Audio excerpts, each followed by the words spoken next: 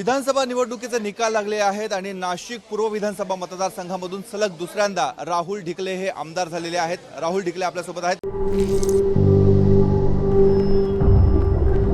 झिंझिण्यांपासून त्वरित आराम मिळवा सेन्सोडाइन रॅपिड रिलीफ बरोबर।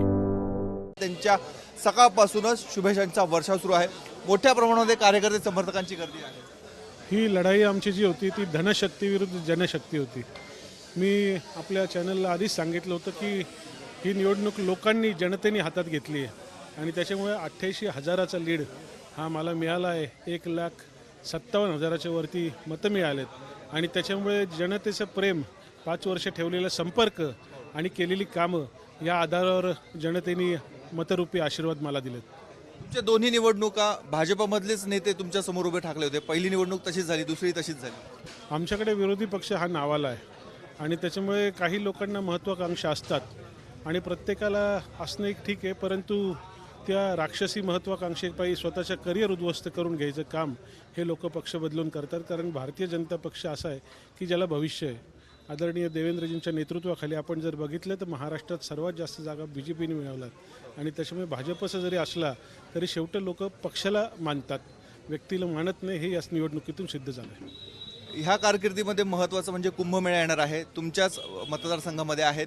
काय विजन आहे तुमचं? आता केंद्रात भारतीय जनता पक्षाचं सरकार आहे, राज्यातही भारतीय जनता पक्ष सरकारमध्ये असणारच आहे आणि त्याच्यामुळे आदरणीय देवेंद्रजींच्या माध्यमातून जास्तीत जास्त निधी आणून कुंभमेळा हा विकासाचा 12 वर्षात येणारा आपल्याला एक चान्स असतो आणि त्या दृष्टिकोनातून शहराचा विकास होणं आणि एक चांगला कुंभमेळा पार पाडणं हे आमचं ध्येय नक्कीच राहील। मुख्यमंत्री कोण होणार ही संपूर्ण राज्यात चर्चा आहे। तुमच्या मनातला मुख्यमंत्री कोण आहे? आमचे सर्व देवेंद्रजी आहे। आम्हाला इथं राजकारणात आणण्यापासून तर उभं करण्यापर्यंत देवेंद्रजींचा मोठा वाटा आहे। त्याच्यामुळे माझ्या मतदारसंघात तुम्ही सर्वसामान्य लोकांना विचारा अथवा मला विचारा किंवा कार्यकर्त्यांना विचारा, त्यांच्या मनातला मुख्यमंत्री हा देवेंद्रजी फडणवीसच आहे।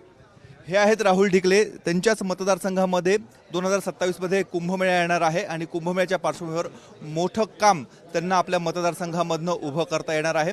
त्याचबरोबर मंत्रिमंडळ विस्तारही लवकर होणार आहे, त्यामध्ये पुन्हा एकदा देवेंद्र फडणवीस हेच मुख्यमंत्री व्हावे ही अपेक्षा त्यांनी व्यक्त केली आहे। कॅमेरामन मयूर वारगेजेसह मुकुल कुलकर्णी, ABP माझा, नाशिक।